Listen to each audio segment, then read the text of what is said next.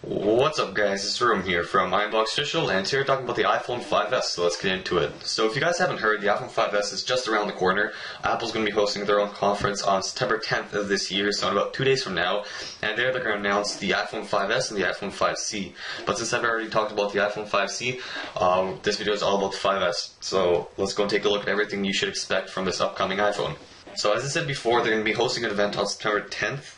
And that's going to be the announcement of the iPhone 5s and the 5C, and the iPhone's actually going to be fully released to the public by September 22nd, so give or take 12 days around there, just for like manufacturing purposes, to teach like all the retailers how to use the phone and how to like work it and stuff. Moving on to the design, it's most likely going to stay exactly the same as it is right now. As you guys probably know, the S models of all iPhone devices don't usually change a lot. Just like the 3 and the 3GS, pretty much no design change. 4 and the 4S, no design change. So 5 and 5S probably most likely not going to be a design change. Probably very minimal things, camera, color, stuff like that.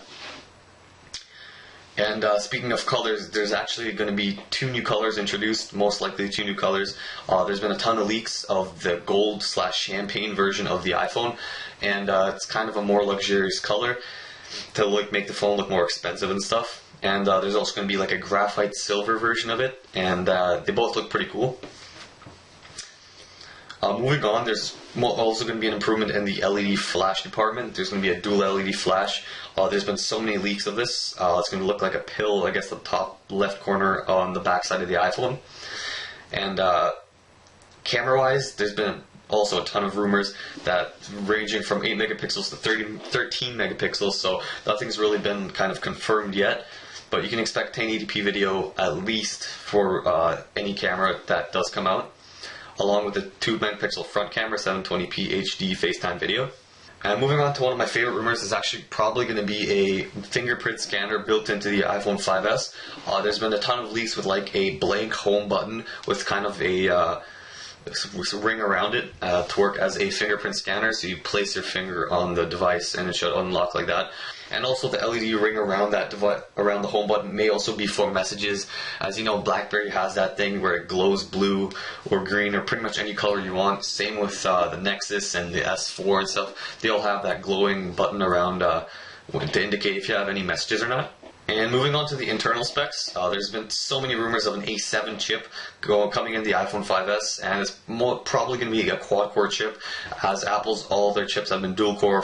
And moving on to the internals, there's probably going to be an A7 quad-core chip, which Apple's been working on for the past year and a half probably.